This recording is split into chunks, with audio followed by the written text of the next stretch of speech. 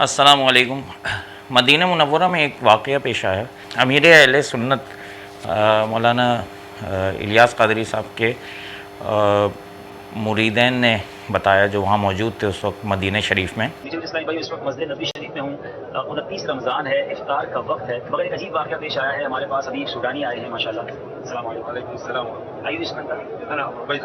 ابو عبیدہ ہیں ہمارے ساتھ، اور یہ مجھے تلاش کرتے کرتے یہاں پہنچے ہیں، اور بڑی عجیب بات، میں نے جب ان سے پوچھا کہ آپ نے سبز امامہ کیسے پہنا ہے تو یہ بتاتے ہیں کہ مجھے 2 سال پہلے مولود کا مہینہ تھا اور یہاں پر ایک شیخ ملے تھے سبز امامے والے، اور ان کی باتیں بڑی عجیب تھیں۔ ان کو میں جہاں دیکھتا تھا مجھے وہی مسجد نبی شریف میں نظر آتے تھے۔ کئی مقامات پر مجھے ملے، انہوں نے اپنے ہاتھوں سے مجھے سبز امامہ باندھا ہے جب سے میں نے یہ امامہ پہنا ہے، اور ان کی باتیں بڑی روحانیت والی تھی، وہ بہت آنسو بہاتے تھے۔ پھر میں نے ان کو امیر اہل سنت کی پکچر دکھائی تو انہوں نے کہا کہ ہاں یہ وہی شیخ تھے، یہ وہی شخصیت تھے، انہی سے ملتا جلتا چہرہ تھا۔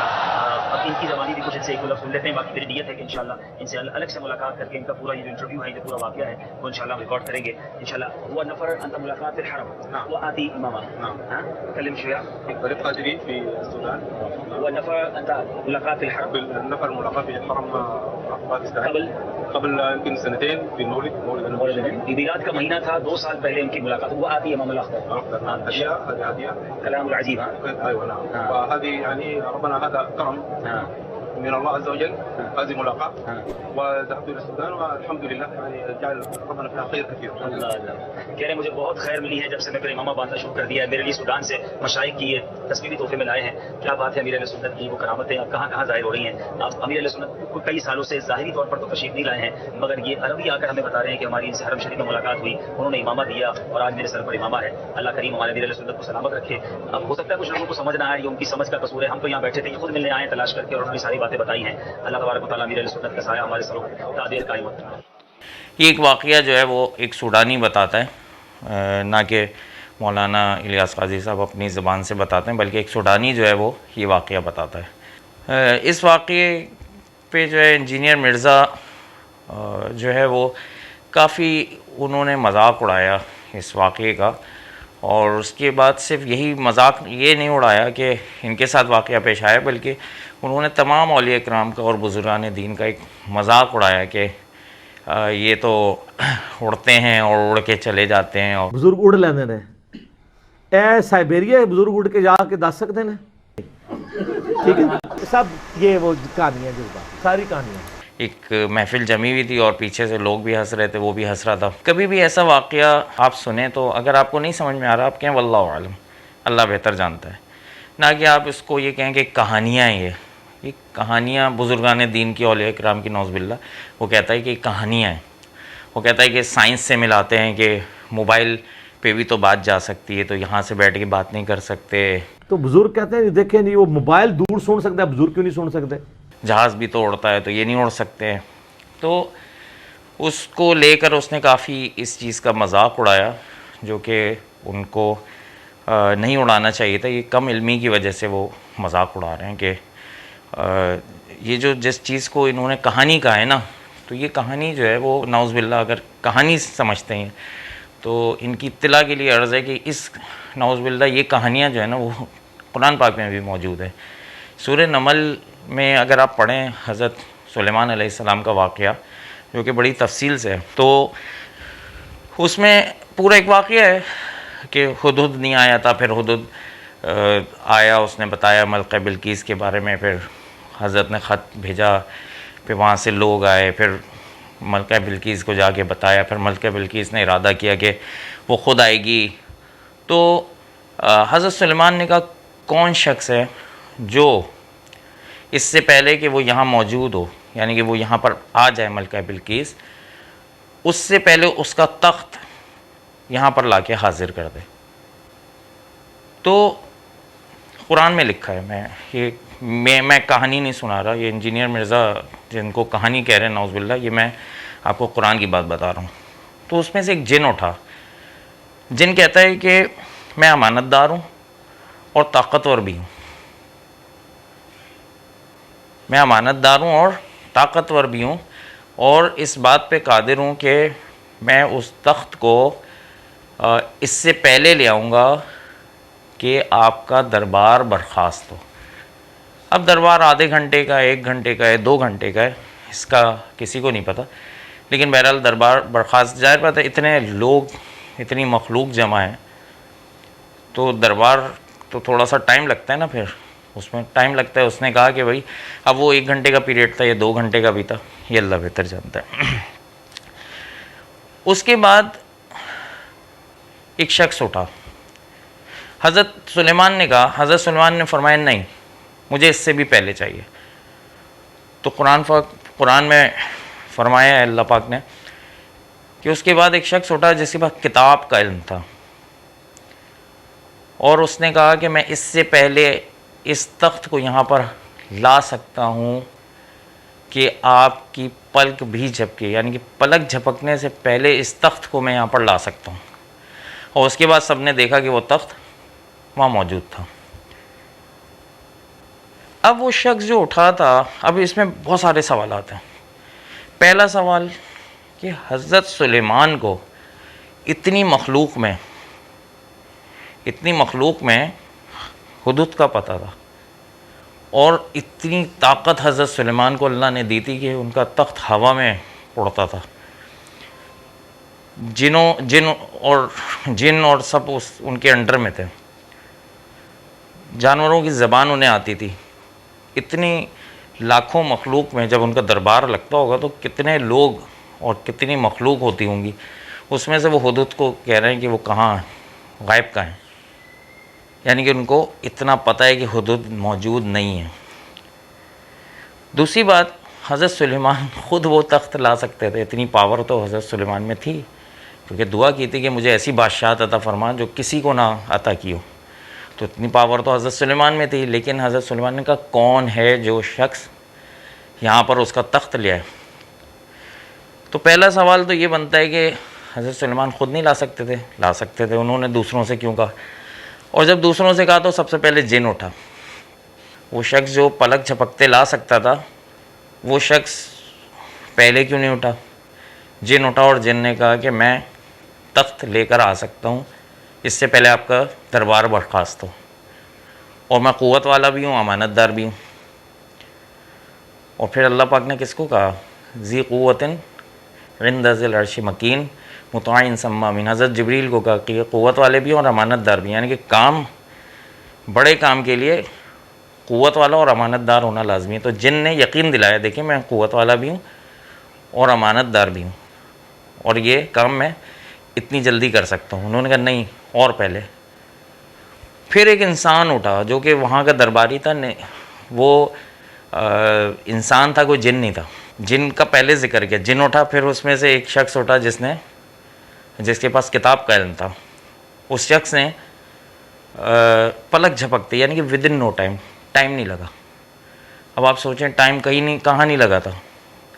معراج کا واقعہ آپ صلی اللہ علیہ وسلم کا ہوتا جس میں نبی پاک صلی اللہ علیہ وسلم پورے معراج ہو کر آئے تو کنڈی ایسے ہی ہل رہی تھی. تو چلیں وہ تو نبی پاک صلی اللہ علیہ وسلم تھے. انبیاء کی تو ہم بات نہیں کر رہے، ہم تو اولیاء کی بات کر رہے ہیں جن کو یہ کہانیاں کہتے ہیں کہ یہ کہانی ہے. اب یہ کہانیاں قرآن ہمیں بتا رہا ہے کہ یہ ایسے لوگ آئیں گے جو انہیں کہانیاں کہیں گے، تو تم یہاں سے ان کو جواب دینا کہ بھائی یہ کہانیاں نہیں ہیں، یہ قرآن کی باتیں جو اپنے اولیاء کی اللہ تعالیٰ نے پورا واقعہ بیان کیا. تو جن کو کیوں کہا گیا بھائی؟ کیا حضرت سلیمان کو نہیں پتہ تھا کہ میرے دربار میں یہ شخص جو ہے بہت پاورفل ہے؟ آپ کے جو شاگرد ہوتے ہیں آپ کو اندازہ ہوتا ہے کہ اس میں کون زیادہ پاورفل ہے کون نہیں ہے. دیکھیں اب بات سمجھیں. جن پہلے اٹھا اس نے اپنی پاور بتائی کہ میں اتنا طاقتور ہوں کہ اتنا بڑا تخت تھا اس کا.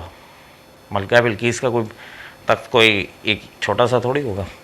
وہ جس تخت میں بیٹھتی ہوگی تو وہ کتنا بڑا تخت ہوگا، اور سونا چاندی اور ہیرے جواہرات سب اس میں لگے ہوئے تھے.